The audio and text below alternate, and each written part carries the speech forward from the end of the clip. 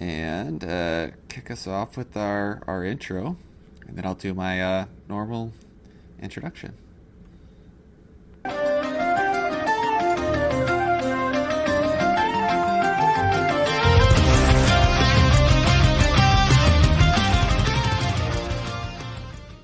All right, welcome and good morning to Adventures in DeFi Kingdoms. This morning, we have a very special guest, Mr. Zipper. How you doing? I'm doing great. Thanks for having me again. All right, and Neindorf as always. How are you today, Neindorf? Doing well. Welcome, listeners. All right, well, so let's talk through a few introductory items. And I am woefully underprepared here, as I thought I would have my notes up. But that's how this morning has been going. I was actually just joking around and telling Mr. Zipper when he jumped on, and now you have to listen to the story again. That's what you get for being early. Yep. That I was driving my son to school this morning, and then I went on autopilot and just drove to work, and then realized hey, I had something going on this morning, and then drove back home, and here I am now to stream. So it was a bit of a wild morning here at the Raph household. Okay, so for my introductory items, I wanted to do a big thanks to the Punch team, Sandwich and Baby Punch, for having me on their stream, and a big thanks to Tosh, who had Neindorf on his stream. We had a lot of fun with that on Tuesday, so if you hadn't had a chance to check out those streams and to check out those YouTubers, they're obviously putting out great content all the time. All right, Neindorf, what's the question of the day? Yeah, sure. So obviously, given we're in the meat of the sign-up period for the Perilous Journey here, and there's been a ton of discussion on who we're going to send. I thought it'd kind of be a good idea to say, what are you going to miss the most about those heroes that you've sent? Well, A, you don't know if they're coming back or not, but B, what are you going to miss? All right, Mr. Zipper, you go first. Yeah, well, the first thing I will say is that I am definitely not going to miss having to send so many gardeners off on quests all the time, because every single hero that I have picked up for this journey is a gardener, Oh, and yes. that's just become kind of unmanageable. So I will be happy to bid them adieu for the time being, anyway. Um, what will I actually miss about them? I'm not sure. Well, I'm sure we'll get into this later, but I'm not mostly sending ones that I'm terribly attached to because I'm too sentimental. So, the ones that I actually like and care about are staying close to home. That's nice. Go ahead, Fuck Neindorf. you, Raph. Oh, okay. You go first, and then I'll go. Sounds good. So for me, I really didn't actually acquire very many heroes for this. I've kind of just picked some out of my current hero hold that I'm going to select as members of the journey. So for me, like I said, given that these are heroes that I've owned for a while, I think I'm going to miss. Honestly, I think in the long run, I'm going to see a shortage of runes when these guys return. Like I think I'm going to actually have an impact on my quest outputs. So I think I'm going to miss some of those quest outputs personally. But of course, as a lot of people, it seems like I'm not going to send any of my quality mining crew or heroes that have, there are some one or two sentimental heroes, I suppose I'd say, that keep it back as well. So that's for me. Yeah, for me, I would say I am sending, I think, almost my entire stable of heroes. I'm definitely going a little crazy here. And in fact, I'm buying heroes just to send them, and we can get into that a little more later. I guess my thought is I'm probably more so worried about the regret of potential bad decisions. And so, I think I'm making the right play, but if I get some really rough rolls on the survival rates, I think it's going to hurt. I'm going to cry myself to sleep, that's for sure. I hear you. All right, well, the first thing that I wanted to jump into, and we'll save kind of the perilous journey and combat fun for a little later. Let's talk about the grant program. I saw you in the chat yesterday, or in the listener group, Mr. Zipper, Why don't you go first? What'd you think of the AMA? I think I think it's exciting. There's I mean, first of all, there's plenty that I can't say, obviously, from since I'm a moderator now, but just in general, as Fox is kind of laying out that vision, I'm really excited about it. I mean, I think that actually may have come as a surprise to some people who like kind of maybe didn't realize that this metaverse-ish plan was out there, but that is something that he's talked about in the past, and I think we're finally starting to see it come out a little more explicitly in terms of what that might look like.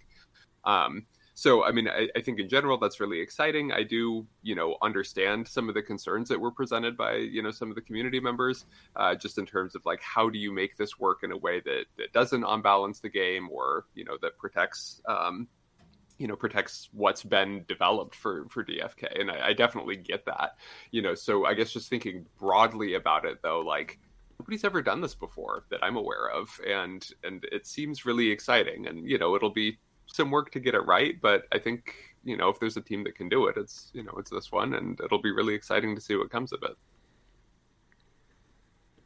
I hear you. How about you, Neindorf? You were able to catch it as well, right?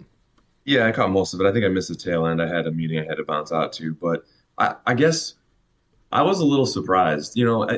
I agreed with a lot of the sentiment that it wasn't rolled out maybe the best, because I actually had submitted one and I really just stuck to the Google Sheet form and didn't put an absolute ton into it, because they made it sound like it was going to be a very iterative process and you'd refine it and talk and chit chat about it. And that just like never happened, I guess.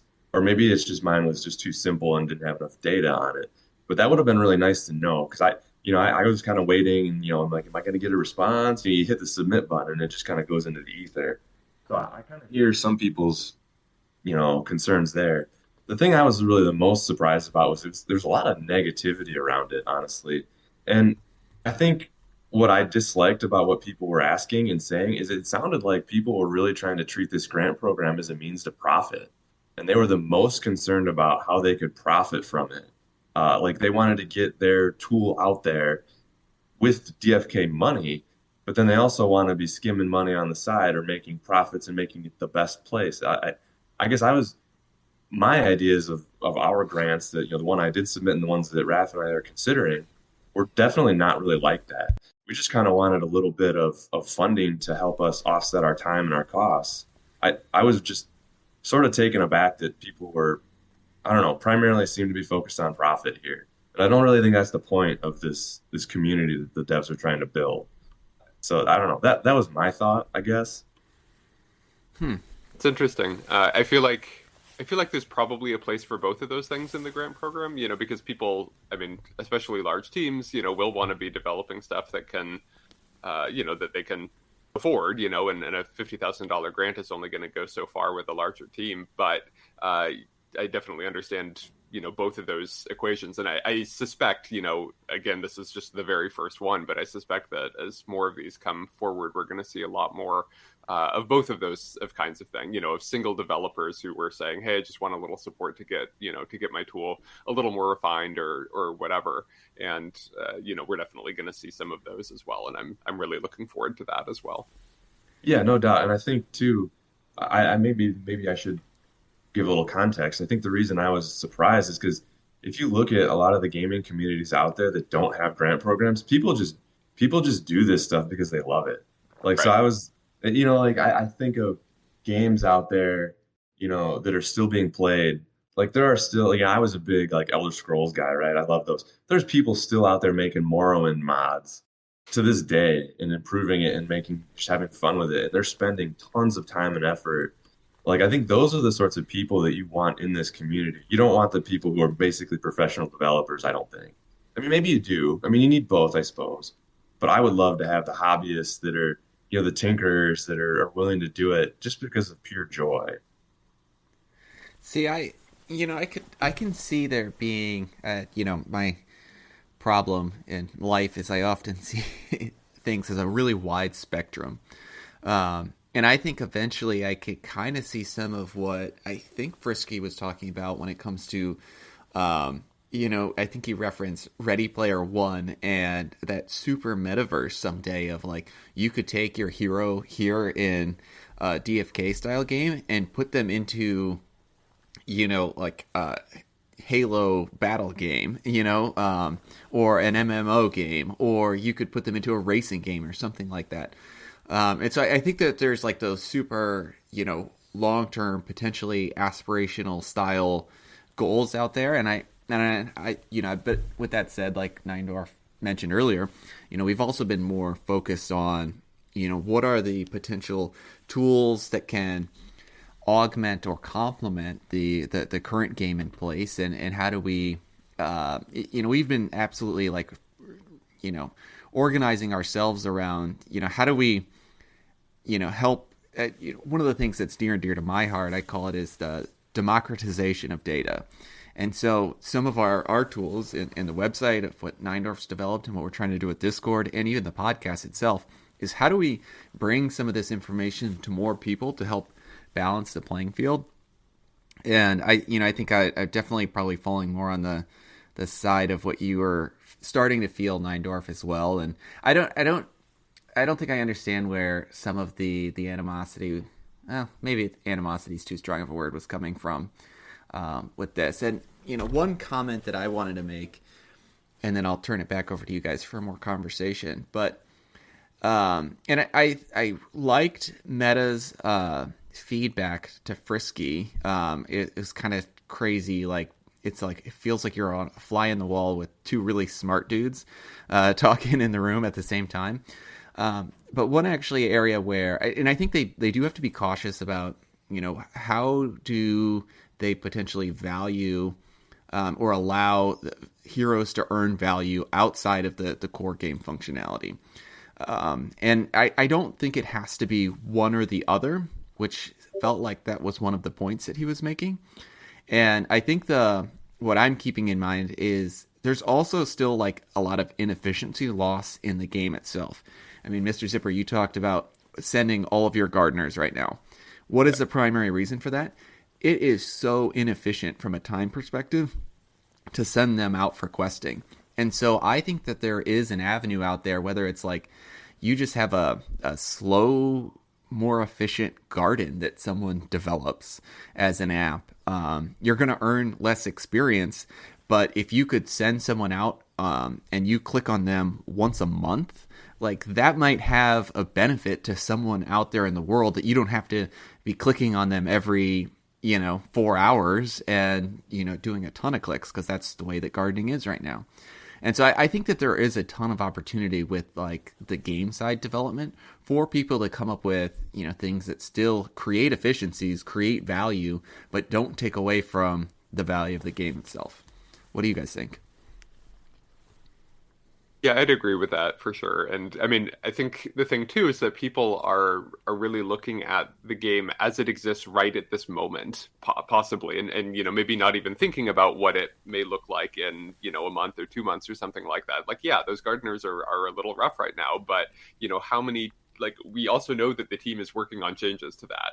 So it's like, well, do we need a third party thing to to help address that when we know that's coming down the line, and we'll be ready long before any, additional, app or something could be developed, and I know that the kind of longer staking aspect is something that a lot of people have been talking about recently. I think Fanpolis has been really, focused on that. And like, it seems, from what we've heard from Hubert and a few places, that like other quests will be different than the ones that we have right now. So just because, maybe, it's not super, click efficient right now for some things doesn't mean that it's not going to be different, or there won't be different kinds of quests in the future. And like the Perilous Journey is a good example of that, right? Like we're actually, taking those heroes out of circulation for, I think 9 days, Right. Once they actually get sent off. So like, I mean, that is a long-term staking contract in some ways. So, I think our horizons will be a little bit expanded, as the game continues to develop as well. Yeah. Yeah, Go ahead, that's Neindorf. good. As I'm sitting here listening, because I kind of had a separate thought, and this was something I was thinking too during that AMA.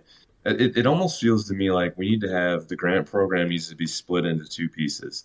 one piece where you intend to directly integrate with heroes and or tokens, and you want to make something that's going to change or utilize that. And then there's another entirely different third-party application grant program. Like, for example, our website, right? It has nothing to do with the actual smart contract manipulations. It is purely just watching the blockchain or the API in order to provide data analysis. It's like I almost feel like those two camps need to be separated. And then you can have a very stringent review process on the ones that are actually going to say burn hero stamina and give them XP, and things like that. But if you're just planning to integrate with the data side of the game, I feel like that could be a whole other sort of grant program where you're providing utility and kind of the meta game, as you like to call it, Raph. Maybe if that makes sense. Mm-hmm. Yeah. Go ahead, sorry. I was just commenting. I agree with you. I also thought it was a little confusing, as you mentioned early on, Neindorf, in your conversation about this. What progress or how far along or developed do they expect different grants to come in? And so, is this a entry level that is going to need a lot of help by the team before it goes up to vote? Is this something that feels closer to a finished product? Does it need a lot of development? And so I think somehow, some visual indicators on, what their expectations are for how far developed they are, or if they're willing to accept a range of different development, would also be very beneficial and helpful as people are going along.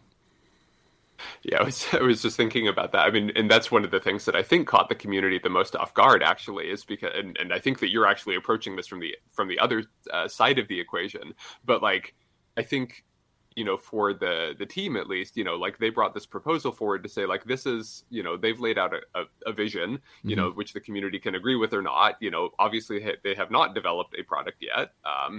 But, we as a team feel that this is something that, we're willing to put to the community as a vote for whether they want, to move forward with it. And I think that a lot of community members were actually expecting, essentially a finished product. More refined product. I know. That surprised me too. When we heard that, I was like, actually, Neindorf and I were texting about it. We were like, oh my God, this is actually really developed from our perspective. But one thing that I think is neat, and not to, just bash on the community, is that I love how how serious they're taking their voting responsibilities. And so I think that at least is that passion, I think, is awesome for the long-term success of the game. Yeah, good point. Yeah, absolutely. All right. Well, let's say, Neindorf here, anything else on the grant program that you want to talk about? I think that pretty much sums it for me. I think we've had a good conversation here. I think you'll see this moving forward in more AMAs too. So I think we all need to stay tuned. Mr. Zipper, anything else from you? Yeah, I mean, I just think this is just the very first one, and maybe it wasn't what the community was expecting, and in many ways, but there are definitely going to be other kinds of grants. I'm aware of other ones that are making their way through the pipeline that are more in line with some of the kinds of things that you guys were talking about and this kind of stuff that you're doing. So I mean, it will happen. Right now there's one guy trying to review and develop 60 applications, and wow. that may change soon, I think, because that's not sustainable, because there actually is so much interest in it, and that's fantastic. So I think there's a lot more that will be coming out of this, and the process will get refined, and I think we'll really start to see a lot of really cool stuff coming out of it.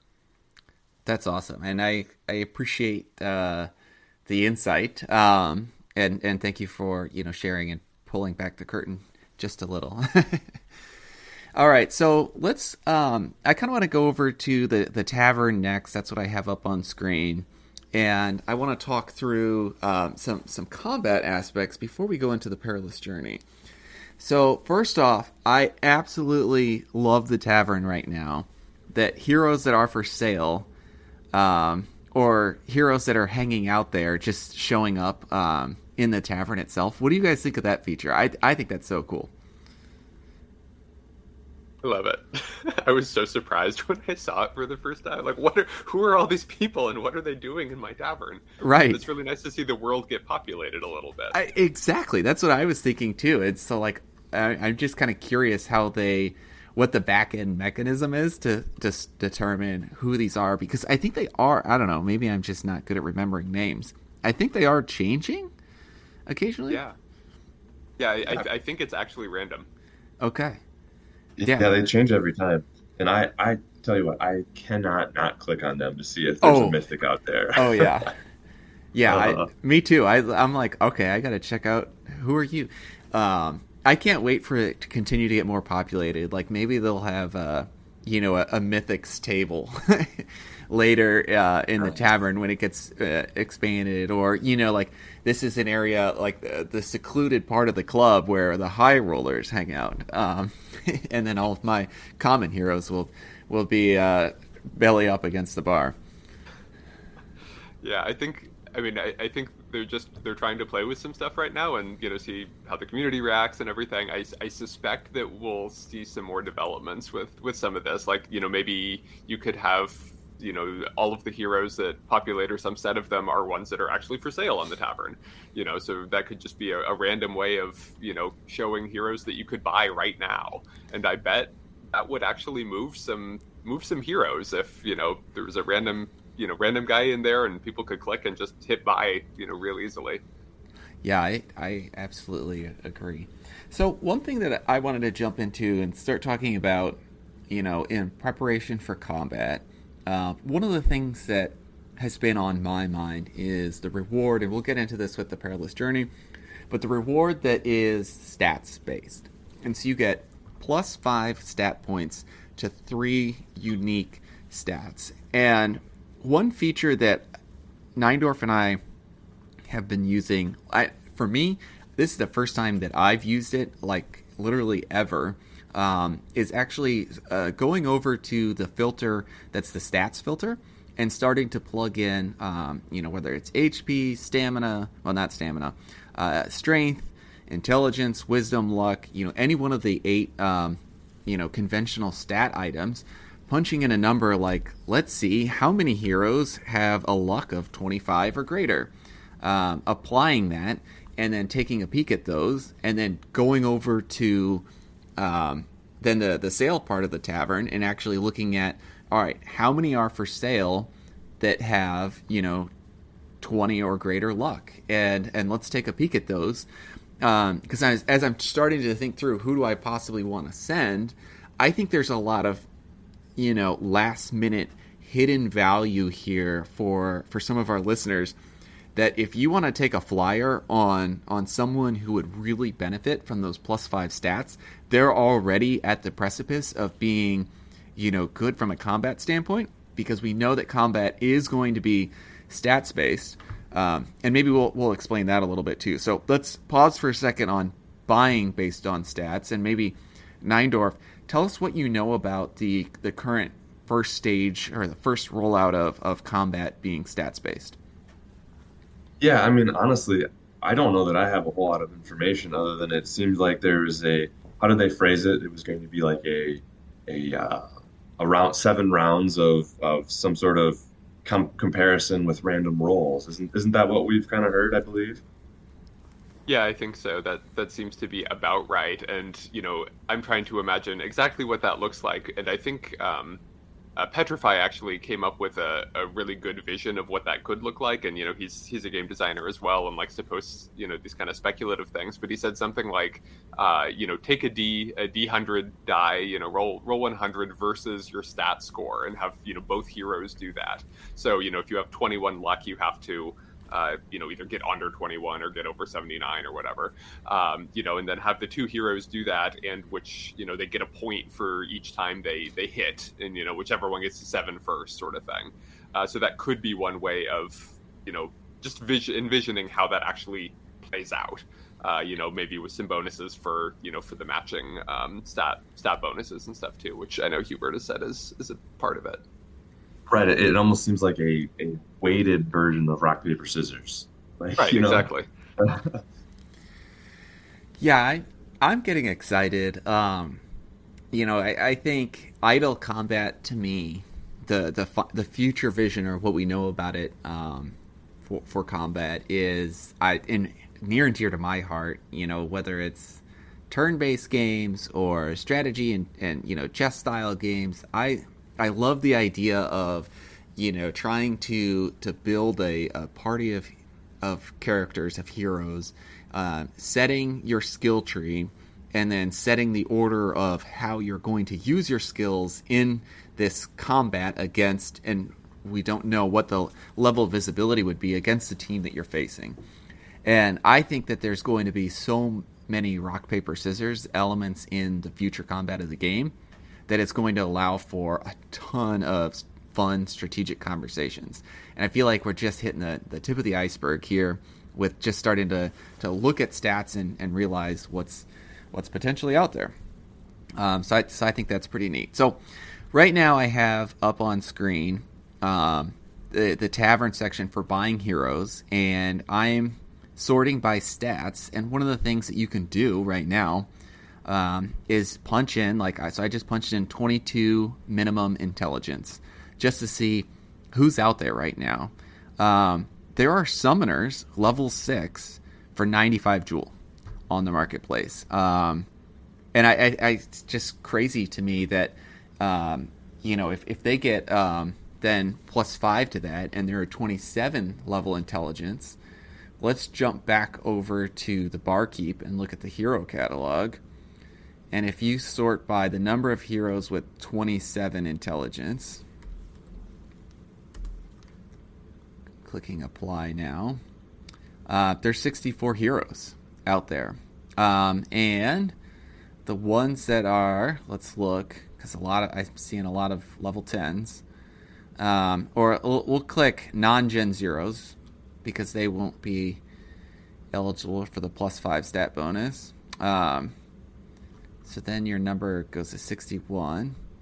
And if you move your level slider and go heroes under level 6, or 6 and under, there's only 53. So, I mean, and maybe that one's an example of where you'd actually want to look for, instead of 22 intelligence, maybe 23 or 24, and start to push that number. Anyways, I'm doing a lot of mathing here on the fly.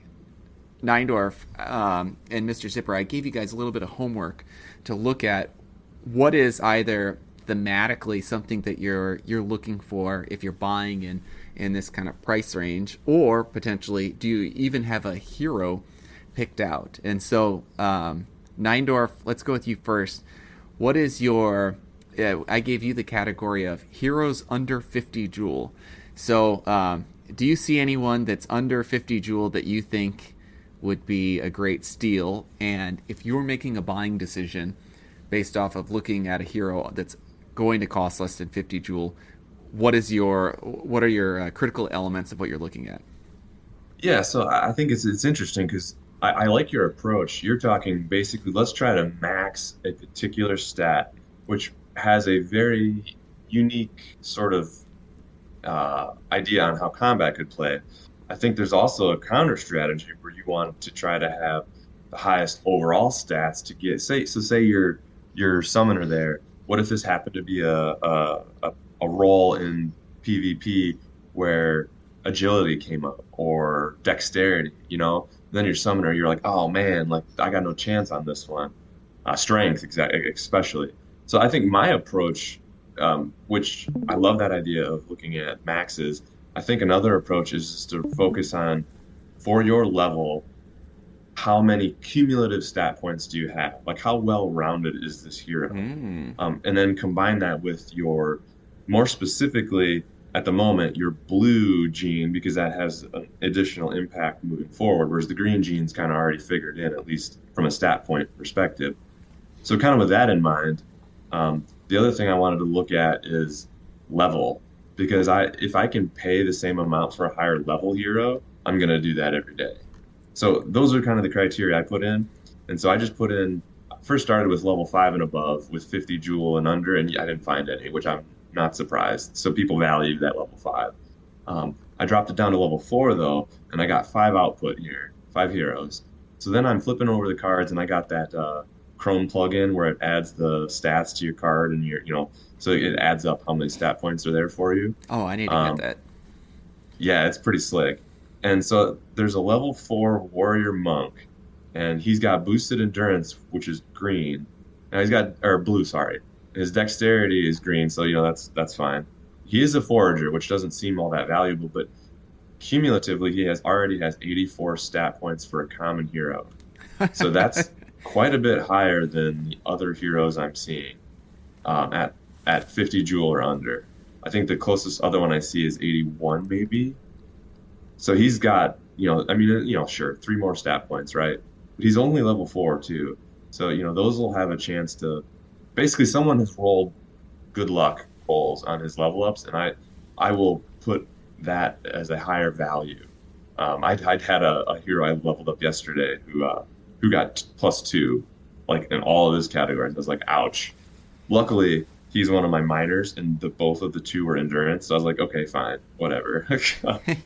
Yeah. So that's kind of my thought process here. So I like that, you're looking at gaining value from both a level up standpoint and a luck standpoint. And so you're saying, I'll let someone else do the clicking for me. I'm going after the higher level heroes because that is a pain and a real drag to go do that many quests. When they're leveled up already, they're going to have, like this guy has, I have him up right now, 13.4 foraging. That's no slouch. And 2/3 of the value of what they're bringing in is coming back from that score. And the other 1/3 is coming from a reasonably high dexterity on the foraging side. So I think that's a really unique approach. And then, like you said, you're also getting a hero that may be undervalued that had really good luck in his statistics of what he rolled on the level up. And so it has whether total stat points or stat points in the right places. What do you think, Zipper?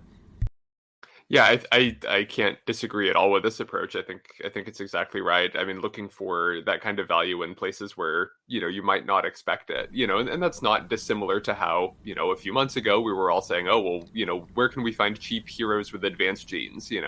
I think it's the same sort of things. Like, if what's everybody looking at, and then okay, well, what are people not looking at yet? And so I love, like, well, which stats are they going for? And that Chrome tool is a great one. I recently added to HeroBot a little function that will tell you how many stat points above or below average for the hero's class, subclass, level, rarity, stat boosts. So like awesome. to figure out Nice. exactly where in that ranking they are. So that'll give you like, okay, well they're level 4 but they're only +1 over their average stats for for a similar hero or something like that. So that can be a place to keep an eye on. And I've seen some heroes that are like +10 over average, which is just Nice. nuts. Wow. So that's definitely something to keep an eye on. But I do love the approach too of thinking like, okay, well, you could try to buy a hero specifically for Perilous Journey, either because it's going to survive and get the best value out of the cost versus the the chance of survival versus all of the potential rewards for dying or not dying, and thinking about it that way, or saying like, okay, well, this hero would really benefit well from a certain from that stat boost or something like that. And so, and then looking at those stats and, as you were saying, Raph, like, oh, well, let's look for the ones that are already really high on a particular stat and, go all in on that. So like, I think, if you were looking at a slightly higher end of heroes, if you were looking in the rare legendary, range, you would want to take a look at those. Well, level 5 is going to be harder because they're going to be a lot more expensive. But, look at the ones where those random rarity boosts have landed on the right stats. And, it might be harder to find deals there, possibly. But, if you really wanted to find something that, could potentially be super competitive for these land tournaments or something, whether the Survivor land tournaments or just the regular ones, trying to find those places where, you have somebody with 20 or 22 in a particular stat already, and they're definitely out there, and they may not be valued fully. So one hero, you had asked me to find a hero under 150 jewel. And so one that kind of stuck out to me potentially, we're actually looking in the rares and the level 4s, so we're in the right place already. But I was actually looking at advanced heroes, Okay. advanced classes, because those tend to... Let me filter it down to advanced class. We'll not have you give it away exactly. yet, so we'll Okay. we'll guess. All right. Filtering on advanced classes, rare, level 4 and above. you can probably guess which one actually stood out to me already, and it's the one that's a lot cheaper than the rest of them. Yeah. Because again, you're looking at this advanced class. It's got rarity bonuses. It's got a bunch of gardening already, but this is maybe not one that's going to win you a land tournament. But take a look at those those stats. Like you've got 16 agi, 15 dex, 15 luck. And and 12 vitality, which is with the blue boost on vitality. So like there's some interesting stuff going on there. Like that's a really well balanced hero, and if you were to put +5 stats on those 3 places, like that would be pretty solid going forward, which is interesting. And then the other thing that caught my attention too is that it's a ninja archer, so you have like a nice alignment of dexterity, pretty nice alignment of that subclass as well, which as we know now thanks to metas is pretty much the most important thing to look at in terms of future stat growth. Yeah, I like this. I like your approach here of looking also at the advanced classes, and I can't help but wonder, and I feel a little bitter about this at the moment, that I've been going through and doing a pure Gen 1 10 of 10 summon strategy, and 2 of my groups were pirate monks. And so as I've been selling off my common ninjas at a really discounted price, I've been feeling like ninjas are just entirely undervalued in the market. And I think you're seeing that here too, that the lowest priced hero by a long shot is a ninja. I think, and as Hubert has mentioned before, heroes and their stats are all balanced based on combat. And so I think that there's going to be a place for potentially all hero classes in the game. Sure, there are going to be some classes that naturally as a metagame develops are going to be weaker than others. But I think that, if someone's really looking for some long-term hold, I love that you picked a ninja. I think that's the right way to go. They're starting to become my favorite class as well. Yeah. Maybe because they seem to be undervalued, but like they're really cool. They're the underdogs, yeah. Okay, so tell me, let's get into combat some more on the theme of ninja. I wasn't planning on doing this, so I'm going a little off script. What role do you feel that agility, or in this game really speed, is going to play in idle combat in the future? Maybe Neindorf, you go first. Sure, yeah. So I think it's going to be one of those modifiers like we're used to seeing, right? Like the damage per second. When this comes out to actual combat, and is your ninja. It seems like, given that he doesn't have high amounts of strength, say, that it's going to be a modifier for how many attacks per second he has to really stack up his damage. And that's kind of an interesting thing too, because you counter that with a thief, right? Is a thief like one surgical strike slowly that does a lot of damage? If you kind of think of it that way. So I think each of these stats for their classes are going to be extremely interesting to see how they play out. And I think the other thing we got to remember too is there's more classes that we don't even know about yet. We're going to see 2 new ones here with Crystal Veil, and hopefully in the near future. 3 so new ones, in fact. Yeah, throw another wrench into the works, right? Yeah, absolutely. It's going to be fascinating because you get the 2 basics and the new advance too, which is super exciting. And I Is feel there like going to be a new profession also? Ooh, I don't know about that. Feel like I've heard people speculating on that, but I don't feel like I've heard enough confirmation on that yet to be certain. So we'll see what happens there. And of course, all of this will be rolled out, slowly as well. I mean, faster than the first time, but it'll be a little while, I think, before we see see new heroes starting to come out of Crystal Vale. Yeah, that's true. But sorry, we got totally off topic there. No, that's all right. Go ahead. Go ahead. We have another question that came in. Are you okay with? Or do you have something on agility that you want to touch on? Otherwise, I'm going to go to one of our YouTube questions. I mean, I was just going to say really quick that I do wonder if agility will be the sort of thing that determines the order of actions in combat, or the order of heroes happening. It's, that's not explicitly what it says in the docs, but I do, will the ninja just be the first one to go or the thief, because they've got the high agility there. So that might be a possibility as well. Oh, I love that. I think that, I think you're spot on. And I think if you look at a lot of turn-based games, agility is actually, or speed is actually one of the most important stats in the game because it allows you to attack first. And when you're in an environment where whether it's turn-based or it's like idle, where it's kind of like predetermined turn bases, if you think about it, if you can attack before your opponent can strike back, you can, whether you're both whittling down your health, if you deal the final blow, they're not hitting you back, and then they have to send out their next hero. So I think that there is a ton of value in agility that just is not being tapped into right now, whether it's first strike or, kind of getting in that last strike before you can knock someone else out before they knock you out. All right, so we had a chat in YouTube here. I wonder if HP will play a role in 1v1 battles, like maybe the rolls subtract from the HP of your opponents based on the skill stat of the battle until one is exhausted. So, Mr. Zipper, that's kind of similar to what you were describing. What are your thoughts on that?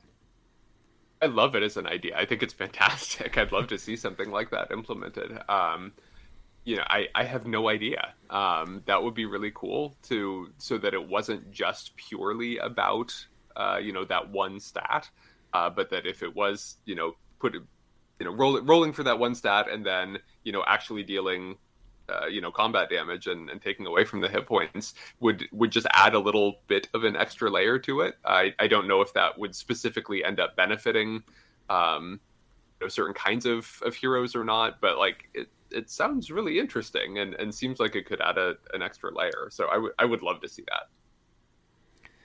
All right. Well, let's go to anything else on combat before we move on to peanut butter and jelly? Yeah, I don't think so. Oh, I love that. All right. Well, now for the main event. Mr. Zipper, maybe I'll have you kick us off first. How are you approaching the pajama program? Yeah, I hinted at this earlier. I think for me, the most important thing is just to get some heroes out there, make sure at least one of them survives, get the achievement, maybe get some crystals and some actual crystal, maybe some other kinds of stones and crystal, get all the rewards from it, and have just participated. I am not a min-maxer in this kind of environment. I'm if we consider this from a financial standpoint, I'm a really conservative investor. I don't even know what I'm doing in DeFi in the first place. So I'm not like you who's going to send out their entire barn. Like I said, I've picked up a handful of heroes that I thought were, a pretty good value for the price that I paid for them in terms of, hopefully getting some basic returns on them. But I'm not sending out my most valuable ones, both because of sentimental reasons and also because, I feel like every hero I own has, a specific place in, there's a specific reason that I bought it. It's, because they're triple advanced commons or double advanced legendaries or, whatever. But they all have, some sort of a purpose or are really good. And I would be really sad to lose them. And maybe that's precisely why I should send them is because these are heroes that would really benefit from, those plus 15 stats and from everything else, or even could be competitive. But I kind of figure I'm not going to win the Gen Zeros. I'm not going to win the LAN tournament, and I'm okay with that. So I just want to make sure I participate. We'll send some gardeners off to their deaths, and I don't know what I'm going to do with them if they come back. All right, Nine how are you approaching this? Well, I think, excuse me, for me, it's kind of ever changing. I think I have it figured out, and then 6 hours later, I refigure it out, and I'm like, no, no, no, I was wrong. No, I keep going through this, and overnight, like I woke up this morning feeling like, I've been looking at these heroes that are for sale in the tavern, and I've been noticing a definite price appreciation for heroes that are, I will call them higher quality.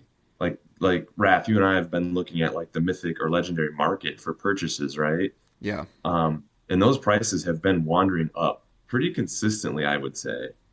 And so that made me think, this is a large gamble, right? Even the rare sage that I want to send, who I've already rented out twice to burn off those summons and extract all that value.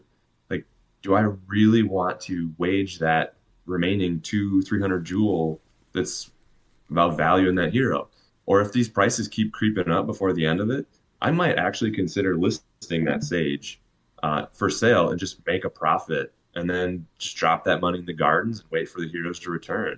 So I'm like all over the place right now still. I think personally I have a mythic warrior I plan to send. He's got a couple summons left, but again, cost prohibitive, like they wouldn't provide any value. I've got another legendary I'm considering, my rare sage. The one that I'm really on the fence about, and Raph, I was talking to you yesterday about this one. I have a rare summoner who's actually level 6, has the gardening gene, my number one gardener, right? But if I look at this hero, it already has. Let me hit the button so I can flip over to the card here. Sorry, I'm not sharing my screen, so I'll just have to talk to it. Intelligence at 27 and wisdom at 21, and a grand total of 118 stat points total. Like, so I'm like, this character is kind of a beast. Like, do I just keep it to pull, my half a jewel or whatever it is every gardening quest and just make some money? Do I sell this hero I bet you, I was looking in the market, there's no hero even near this hero in terms of stats for sale right now. I'm seeing level 1s and level 2s. What's his hero number? I'll bring him up on screen. Let's pop it in. Yep, 53651. All right. And this is one that I summoned a long Ethlyn time Grey ago. Force. Yeah, and I love the name too. I think the character looks kind of cool too. But yeah, look at those stats. Like, I mean, this guy's rolled well. So I plugged this hero number into our webpage. And I love the part where it's like your average stacking per level. And it's at a 9.4. So basically, including the rare bonus, at level 5, this character's averaging almost 9.5 stat gains per level. So this is the one that's been lucky, right? Yeah. So, this is the hardest one for me to decide. Like, he's already 27. If he comes back and he survives and he's at a 32 for intelligence, and that could be crazy, right? So I don't know. What do you guys think about this? Level 7 as well, because you get the XP bonus. So that's you're true. going to get even more of some of those stats. Yeah, that's a nuts hero. That's absolutely crazy. And I would have a really hard time sending that. But I mean, I think this is what I was saying too. It's like the ones that are the hardest to send are the ones I think that are probably going to get the most benefit from it if they survive. And that's the dilemma that this entire event sets up for everybody, is that it's really hard to make those decisions because it is, indeed high risk, high reward. Yeah, and I think I'm leaning towards not with this character simply because wisdom and intelligence are both stat boosted, and those are the two number one summoner skills, and it's a gardening profession. So those are things that you'll get no value for in death. So honestly, that alone is the one reason that's really making this hard. Now, if there was a bonus to sending max better heroes in death, then maybe that would tip the scales. But this is the one that's got me just racking my brain trying to figure out what to do as the days tick by here. Yeah, mine is I'll bring him up on screen here. All right, so mine is my legendary Dark Knight, who... Let me bring him up.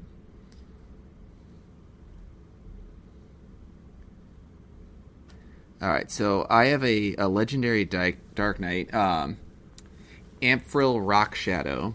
His strength is 29, and he's level 6. And when I looked at that a day and a half ago, he's one of 9 heroes who have strength 29 and above. And a few of those are level 10s, obviously. So I think he's one of those guys that, I'm starting to kind of feel that same pressure that you are. He's a Forager level 17, and with decent dexterity and intelligence as a Dark Knight. So he is hauling in the he's my number 1 Forager by far. But he's one of those guys that I feel like I might actually have a shot at a LAN tournament with him, and there's a little bit of fear of missing out. That's playing into my calculus, which is, if I, it's kind of like a battle of escalation. If I don't send him on this trip, I'm worried that instead of being one of 9, he'll then be one of, realistically, probably hundreds that end up jumping up 5 whole stat points. I mean, there could be, if you think about it, it's probably a lot like a normal distribution where you see, very few heroes on, the head or the tail of that normal distribution. And there's probably a couple hundred that are, just behind him in that, that 27, 28 range. So that's something, actually, I guess I could look at that right now. What's his hero number, by the way? Oh, yeah, sorry. 36789. Yeah, 36789. And I gotta say, I mean, I looked it up, and HeroBot as well has rolled +9 over average. Wow. So I mean, that's insane. He's a beast. So yeah, and on our website, his average gain per level is 11 stat points. I don't know that I've ever seen that. So he's already ahead of the curve without even going on the journey. So in my mind, he's already got the luck on his side. That would be the info I need to keep him back home and say, let's just let this guy ride. He's already on a winning horse. So, and I guess there's a part of me that just kind of feels like, what's his survival rate right now? 59%. 59%. He'll also join a Gen 1 boat, so he'll jump right up to 62%. Zero. Yeah. Or a Gen 0 boat, yeah. But that's still pretty high chance of dying for such a phenomenal character. Yeah. So let's look at this. So I'm going to look at Hero Viewer catalog here and just punch in, let's just say 26 strength overall. There are 41 heroes. If I punch in 25 strength overall, there's 65 heroes and 24 strength. So I guess by comparison, my fear of missing out isn't quite as bad. So 24 strength and above, there are 96 heroes there. And so let's just say if every one of these went on the journey and half of them made it, there's another 30 heroes, 40 minus 9 that are already there at this guy's 29 and above level.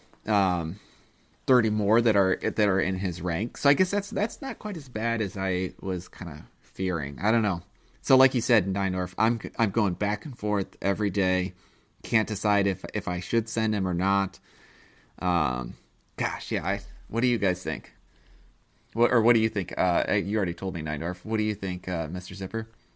I mean, it's the same dilemma, right? I mean, he's definitely competitive right now for stuff, but if you send him and he makes it, then, he's God tier. You could probably win. Yeah, he's God tier. You could probably win the one strength land tournament, has a decent shot at that, for the special set, or, certainly a great shot at, at all of the rest of them as well.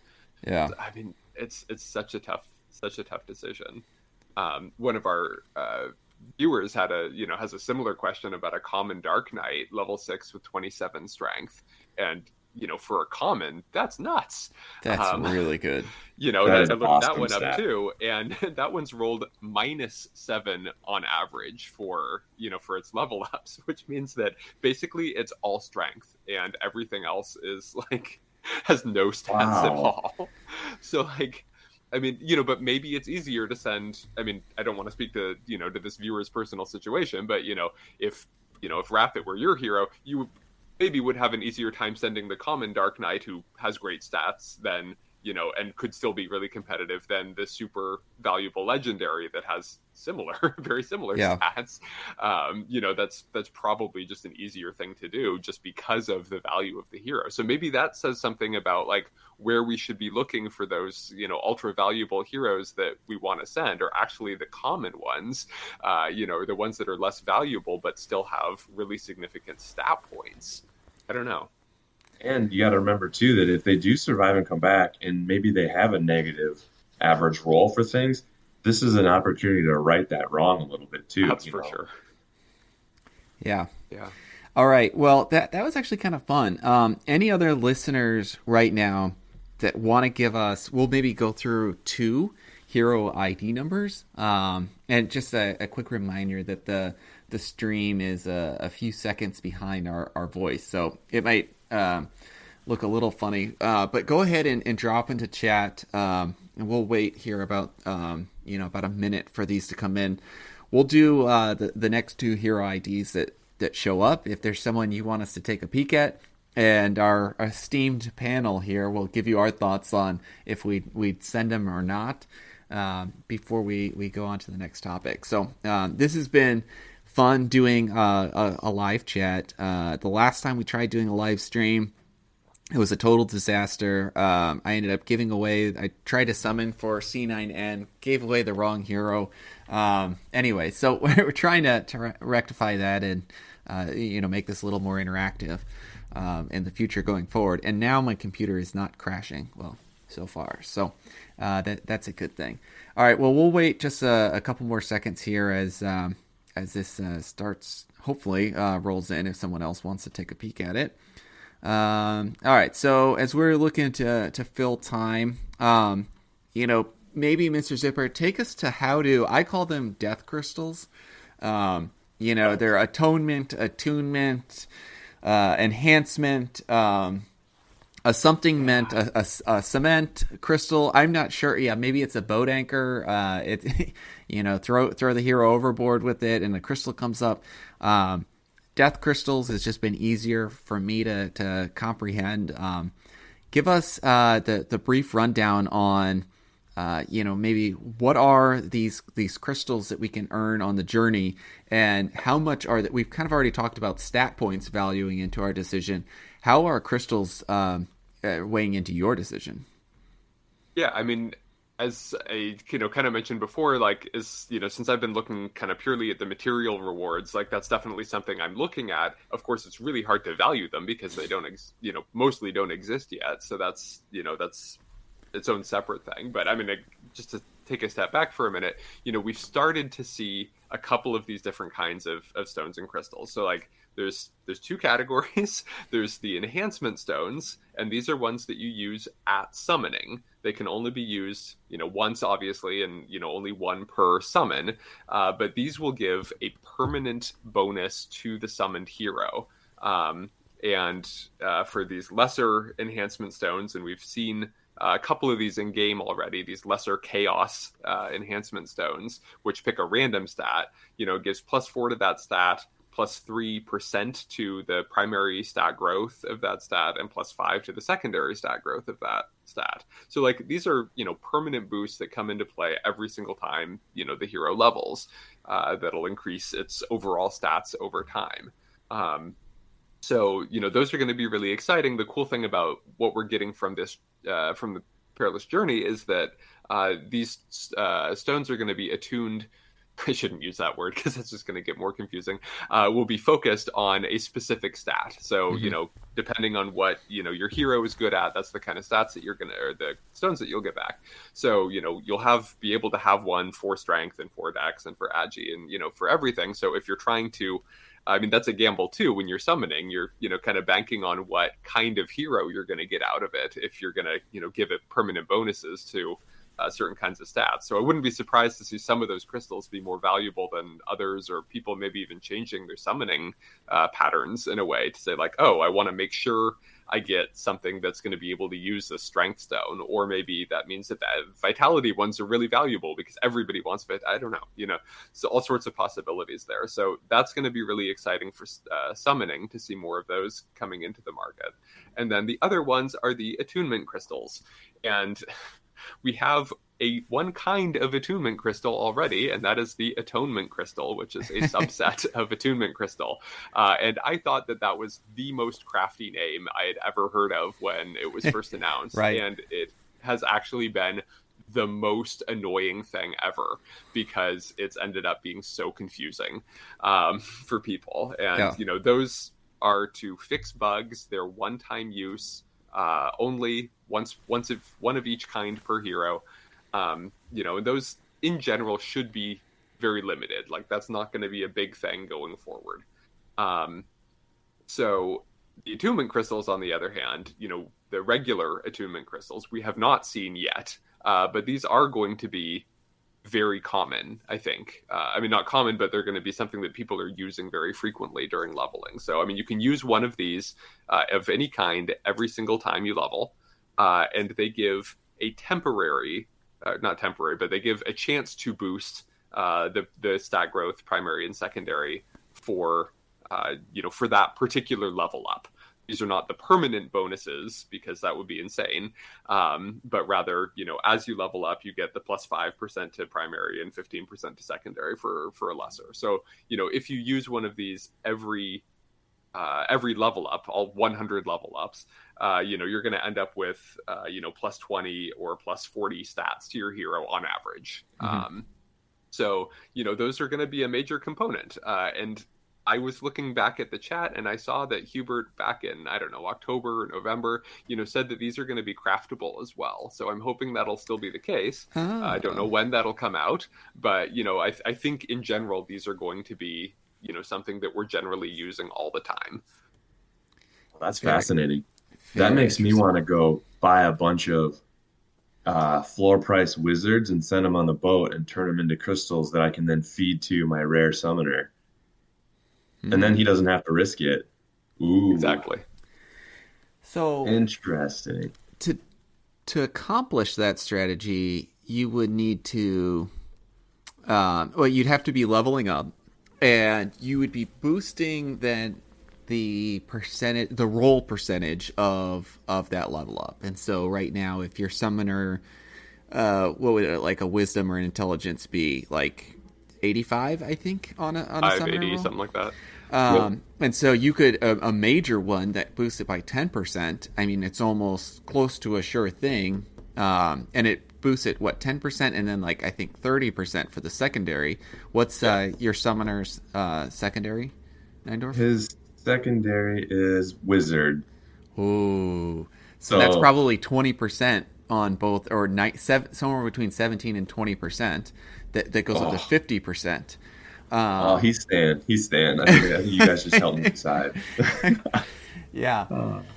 Very interesting. All right. I'm going to jump back over to... Thank you for that, first off, Mr. Zipper. I feel like I was able to comprehend that. We do not have any other hero numbers in chat yet. And someone has asked, do you want to talk about DFK Arena? Yeah, we could. Let's do that. Maybe we did not get into that very much already. Maybe let's do that here in a little bit once we close out the Perilous Journey discussion. Okay, so what else do we have on our talking points for the Perilous Journey? Anything else that we need to make sure that we're covering? I think I wanted to run through the stats. I think, could you pull up the Mr. Zipper's tool and do the J stats real quick? Oh yeah, yeah. Let me. Let's just talk through these real quick because I think it's very fascinating. Yeah, you're gonna have to give me an intro while I'm getting this up and rolling. Well, here, I've got one thing that I just wanted to add back on that crystal discussion while you're pulling that up, and then we can get into this. Is that, if those crystals, the attunement crystals for leveling, are going to be super common going forward, I hope that you have all used your atonement crystals already, because you can, only do one crystal per level up, and you're going to want to start being able to spend those in other ways. So, if you haven't already, get those done. That's a good point. And if you try to use one twice, it just won't let you Yeah, start the level up, correct? correct. Okay, good. Because at this point, I don't remember who I've used them on.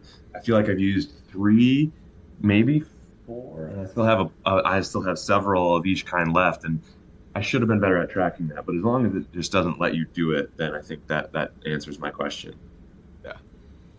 All right, I think I'm ready to go here, Mr. Zipper.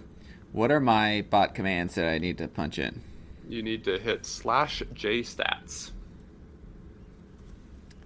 This is awesome, by the way. I really appreciate you putting this together because I had no idea how I was going to learn about this, and then it's fantastic that the community and you in particular put stuff like this together in such short order.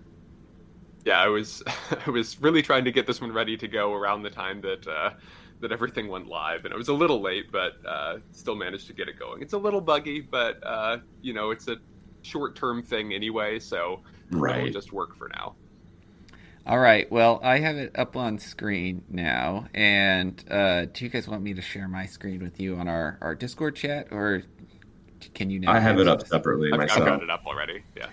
All right, so well, Mr. Zipper, first up, thank you for developing this. Like Neindorf said, awesome. What's sticking out to you as you're looking at this? Maybe we'll go back and forth. So you give us 1 point, Neindorf, you go, and then I'll go after that. Yeah, so I mean, first point is that we are just a couple days into signups, and 2% of all heroes have been signed up to this thing already. Um, and that's going to increase dramatically. I mean, I can't believe that 3,000 heroes have been sent here, who are going to be doing nothing for the next 5 days or whatever it is. Right. Which is really incredible. So I mean, I think that by the time we actually get to the end of this sign up period, we're going to see a lot of heroes. I would not be surprised to see 20 or 30,000. All right. I agree. I think that yeah, I maybe even think more than that. Because how many are in population total now? We're up to About 145,000, I think. wow. Yeah. Okay, Neindorf, what's sticking out to you? So I think what sort of surprised me after, you were on Sandwich and Baby Punch's stream there, where we were kind of discussing the lack of value in sending common heroes, it seemed like, that they didn't gain you, they had a high probability of death, and you didn't get very many raffle tickets. So I think I was sort of surprised. I kind of got behind that idea. I was sort of surprised by the sheer volume of common heroes here, honestly, and then therefore the lack of mythic heroes. There's only 30 mythic heroes signed up so far, which is a very small number in my opinion. So I think that stuck out to me first of all.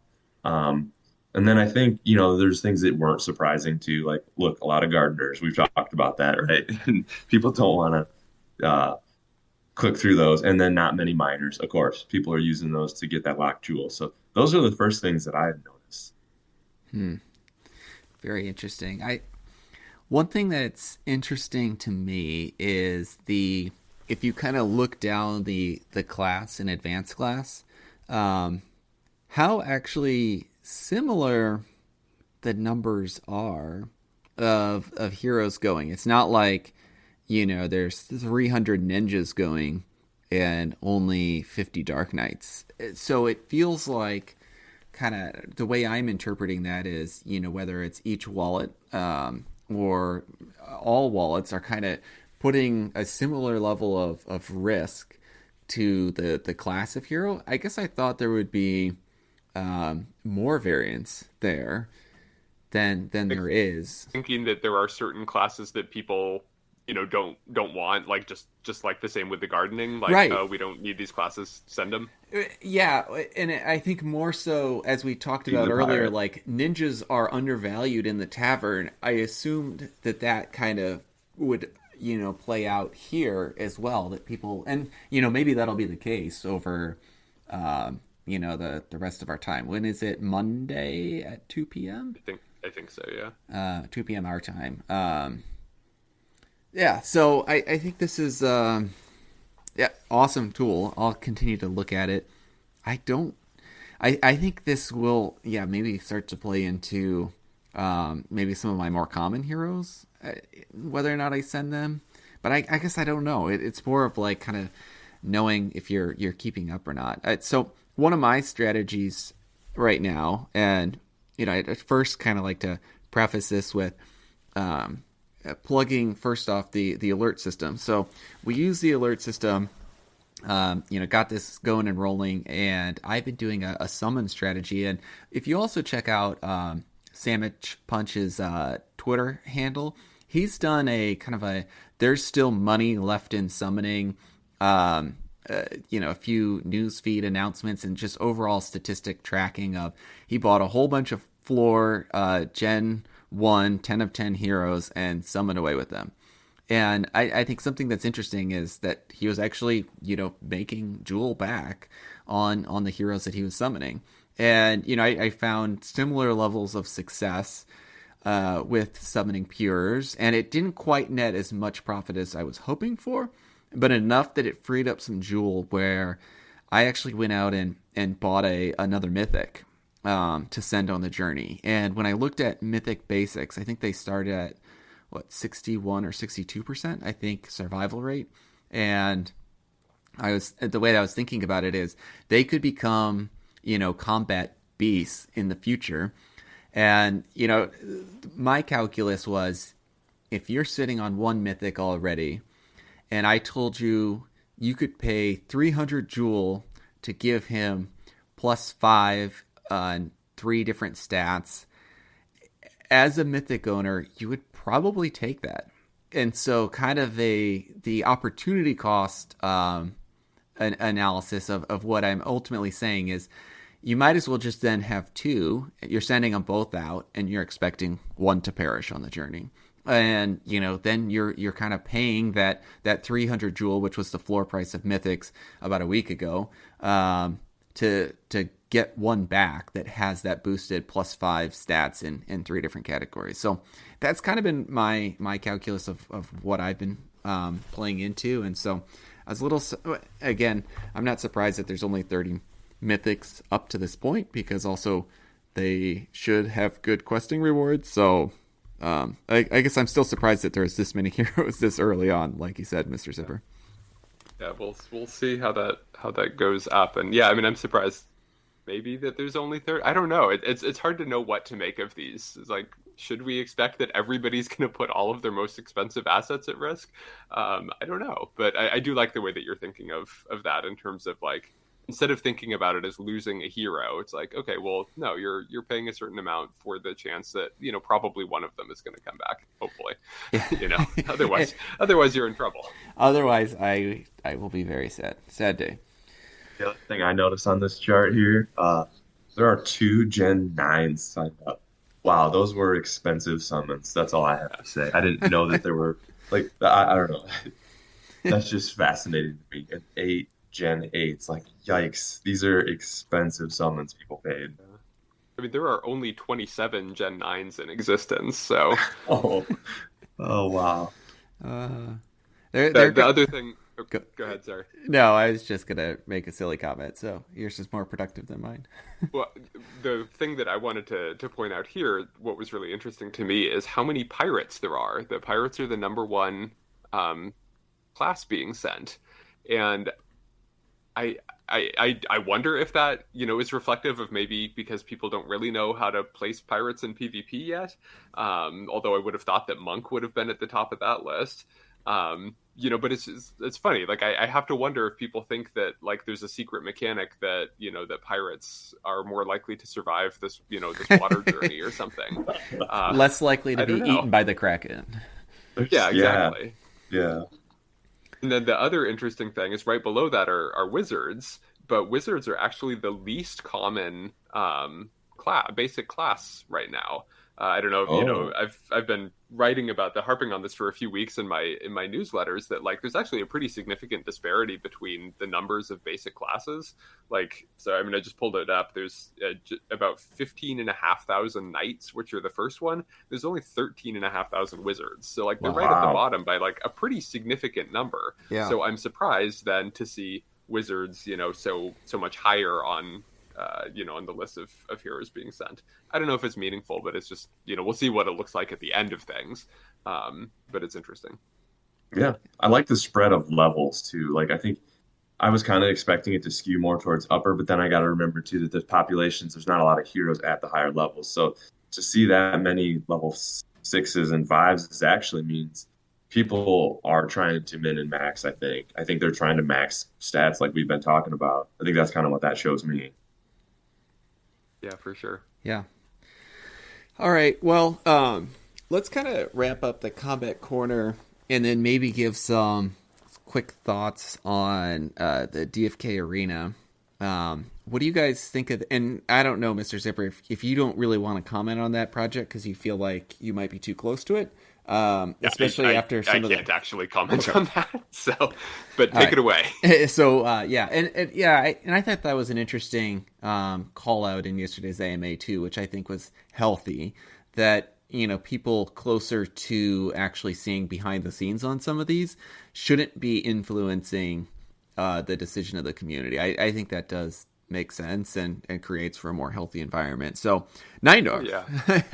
what do you think? I'll just interject real quick and say, I mean, I agree with that wholeheartedly. And, I don't think that there was anybody in the, in the mod community and, among the knights who is at all trying to influence the project. I think, Sure. but there was a whole lot of, of, I'd say vitriol even, a whole bunch of, or, much nicer, a really bunch of really passionate comments, about it. And, and it's important to still moderate the channel as well. And if that came across as, oh, we're trying to shill for this project, that's definitely not the intent, but it's, right. It's always a hard balance to strike. So that's all I'll say on that. Yeah, no, I appreciate that. And I would say I actually avoid the standard DFK Discord outside of the hero bot. At this point, I just find it kind of challenging to extract the information that I need between the memes, which is fine. I just, I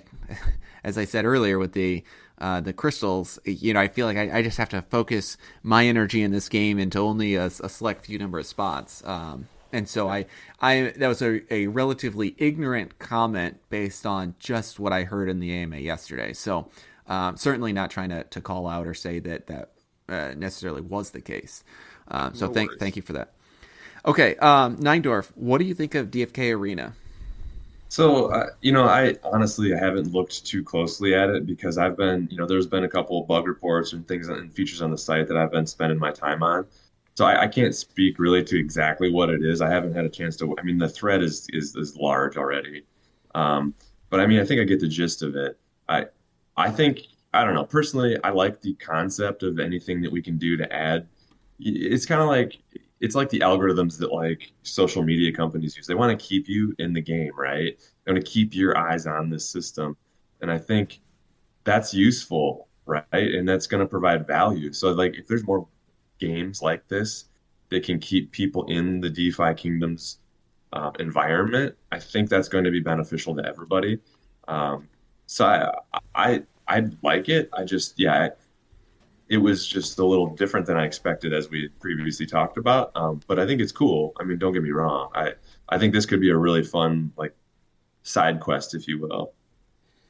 Yeah, I'm really looking forward to it from I think as guilds continue to develop or like Discord communities like merge into or become a guild, I think that, like features like this will be a lot of fun where it's almost like like playing pool in your guild hall or playing darts in your guild hall. Well, you're taking your assets and you're doing some combat mechanisms that you could just have as a club inside your guild, and create some fun ways to utilize your downtime and do, like, it's like a small competition, and who doesn't like that? So I like it. I like we said earlier today.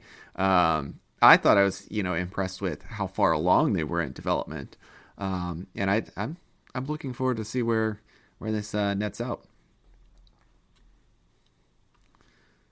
Okay, well, that's all that we had on the pre-planned agenda today. So, Mr. Zipper, thank you very much for your time as always, and your pleasure. dedication to the community. Thank you.